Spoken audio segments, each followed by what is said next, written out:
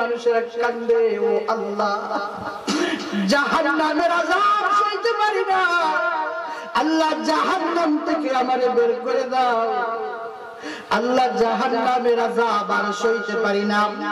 ইয়া হান্নান ইয়া মান্নান বলে কান্দেন, হাজার হাজার বছর কান্না করার পরে আমার আল্লাহ ডাক দিবেন, বান্দারে কেন কান্দো?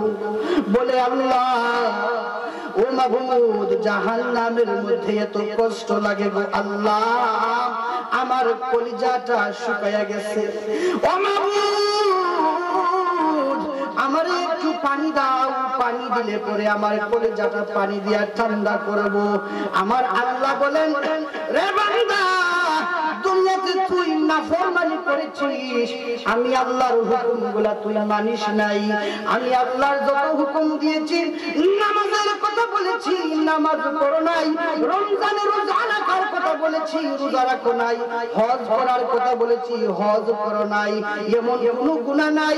তোমাকে বলা হয়েছিল সুদ খাইও না, তোমাকে বলা হয়েছিল ঘুষ খাইও না, তোমাকে বলা হয়েছিল জেনা ব্যভিচারের কাছে যাইও না, তোমাকে বলা হয়েছিল গান বাজনার মতো নাফরমানির দিকে তুমি যাইও না, কিন্তু তুমি আমার কথা শুনো নাই রে বান্দা, আজকে তুমি জাহান্নামে চলে গেছো, তুমি এখন আমার কাছে পানি চেয়েছো, নাও তোমারে পানি দেওয়া হবে।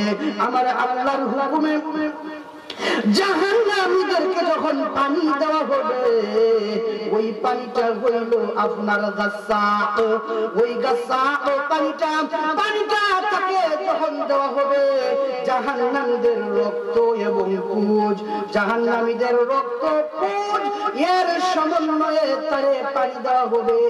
ওই পানিটা যখন সে পান করবে, পানিটা পান করার সঙ্গে সঙ্গে তার দেহের মধ্যে যে আত ছিল, নারী ভুঁড়ি ছিল, সমস্ত নারী ভুঁড়ি গুলা ওই জাহান্নামের পানির উত্তাপের কারণে ওই জাহান্নামীর নারী ভুঁড়ি গুলা ওই ব্যক্তির পায়খানার রাস্তা দিয়ে আমার আল্লাহ রাব্বুল আলামিন বের করে দিবেন। জোরে বলেন নাউযুবিল্লাহ।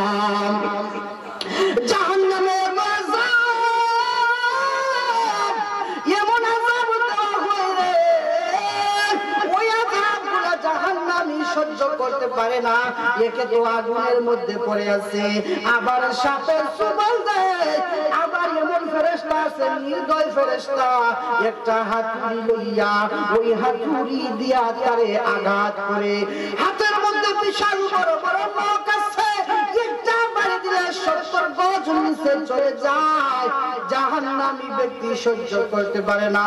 এইভাবে করে করে জাহান্নামের মধ্যে অনবরত তার শাস্তি হইতে থাকে।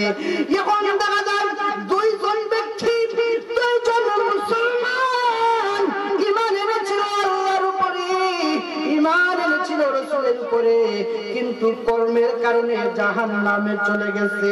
আমার আল্লাহ বলেন, মান ক্বালা লা ইলাহা ইল্লাল্লাহ ফাদাখালাল জান্নাহ, একটা জবান বন্ধ রাখবেন না, সব জবান খুলে বলেন না সুবহানাল্লাহ। আমার আল্লাহ বলেন, দুনিয়ার কোন মানুষ যদি একবার লা ইলাহা ইল্লাল্লাহ এই কালেমাটা পড়ে, ওই কালেমা পড়ার কারণে আমার আল্লাহ রাব্বুল আলামিন কিয়ামতের কঠিন ময়দানে তার আমলের কারণে যদিও জাহান্নামে যায়, জাহান্নামে জ্বলতে জ্বলতে একদিন না একদিন তারে জান্নাত দেওয়া হবে। জোরে বলেন সুবহানাল্লাহ। দুইজন ব্যক্তি, এই দুইজন জাহান্নামের মধ্যে পড়ে গেছে। আমার আল্লাহ বলবেন, রে ফেরেশতারা ওই দুইজন জাহান্নামীকে তুমি বের করে আনো। ওই দুইজন জাহান্নামী, জাহান্নামের আযাব তাদের যতটুকু নির্ধারিত ছিল, তাদের আযাব সময় নির্ধারিত সময় শেষ হয়ে যাওয়ার পরে আমার আল্লাহ বলবেন, রে জিবরাইল যা আমার এই দুই বান্দাকে জাহান্নাম থেকে বের করে নিয়ে আয়।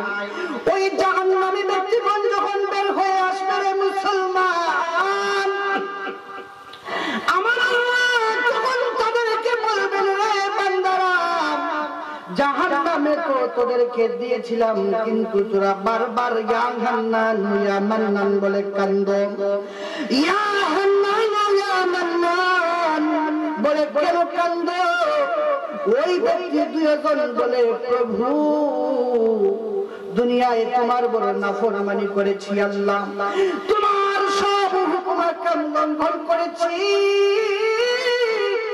ও আল্লাহ জাহান্নামের আযাব আর সইতে পারি না, আমাদেরকে জাহান্নাম থেকে পরিত্রাণ দাও আল্লাহ, আমাদেরকে একটু দয়া করো।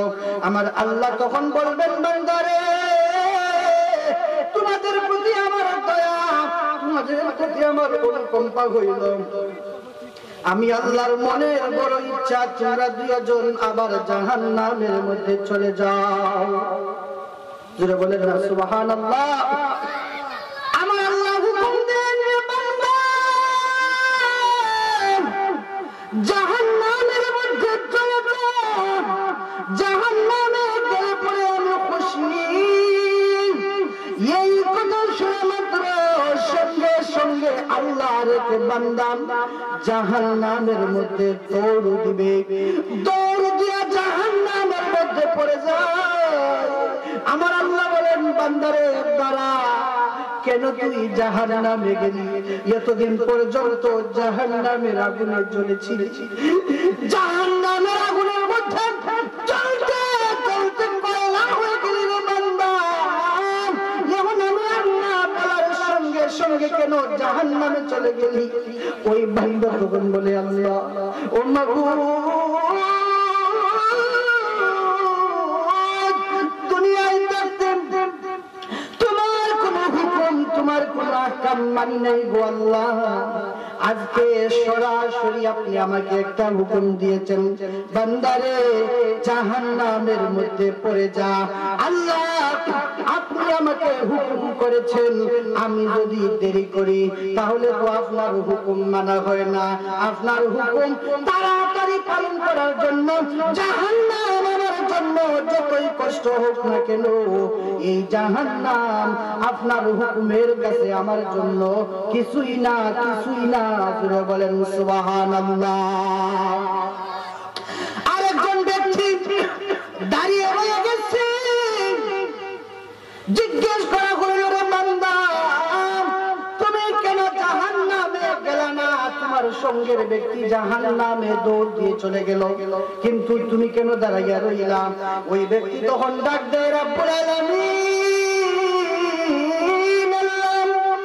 ও মাবুদ তুমি যখন আমার মায়া করে ডাক দিয়েছো বান্দারে এদিকে আয়, আল্লাহ আমার মনের মধ্যে বড় আশা জেগেছিল, আমার মনের মধ্যে বড় আশা জেগেছে যে আল্লাহ আমাকে মায়া করে ডাক দিয়েছে, আমাকে আর জাহান্নামে যাওয়ার জন্য বলবেন না।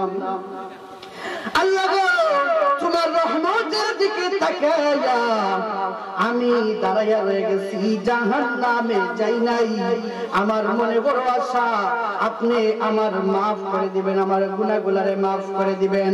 আমার আল্লাহ বলেন বান্দা ওই ব্যক্তি আমার হুকুম মানে না, ওই ব্যক্তি আমার হুকুম মেনে সঙ্গে সঙ্গে জাহান্নামে চলে গেছে, আর তুই আমার রহমতের আশায় রয়ে গেলি রে বান্দা।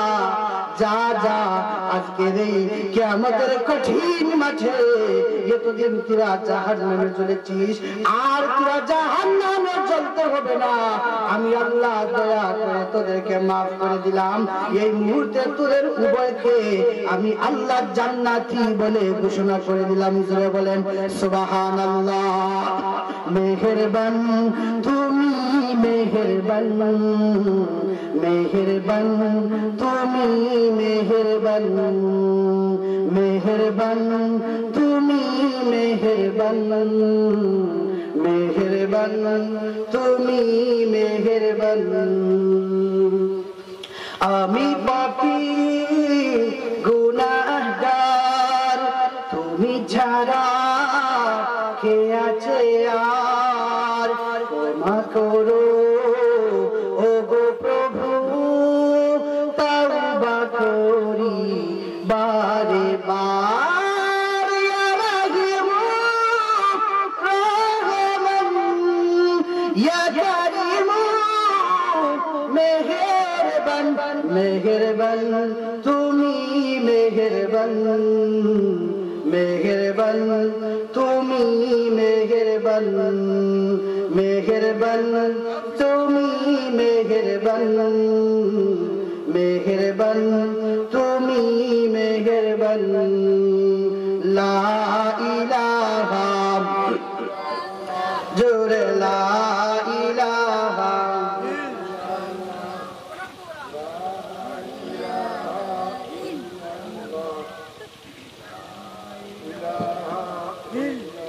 লা জোরে লা ইলাহা ও লা ইলাহা ইল্লাল্লাহ লা ইলাহা লা ইলাহা ইল্লাল্লাহ মুহাম্মাদুর রাসূলুল্লাহ সাল্লাল্লাহু আলাইহি ওয়াসাল্লাম। হাজিরিন গভীর মনোযোগ, আমার আল্লাহ রাব্বুল আলামিন কিয়ামতের কঠিন ময়দানে আমার আল্লাহর মায়া, আমার আল্লাহর দয়া দেখা যে জাহান্নামের আগুন থেকে আমাকে বের করা হয়েছে। আল্লাহু আকবার। মানে জাহান্নামের আগুন খুব ভয়ানক। ওই জাহান্নামের মধ্যে এত বিশাল বিশাল সাপ আছে, যেই সাপগুলোকে আল্লাহর রাসূল সাল্লাল্লাহু আলাইহি ওয়াসাল্লাম মরুভূমির বিশাল বিশাল উটের সঙ্গে তুলনা করেছেন। বিশাল বড় লম্বা গলা। ওই সাপ যদি কোনো মানুষকে একটা চুবল দেয়, তাহলে ওই ব্যক্তির এত আযাব হবে, এত কষ্ট হবে, 40 বছর পর্যন্ত ওই ব্যক্তি ওই যন্ত্রণা ভোগ করতে থাকবে। নাউজুবিল্লাহ। এত কষ্ট হবে,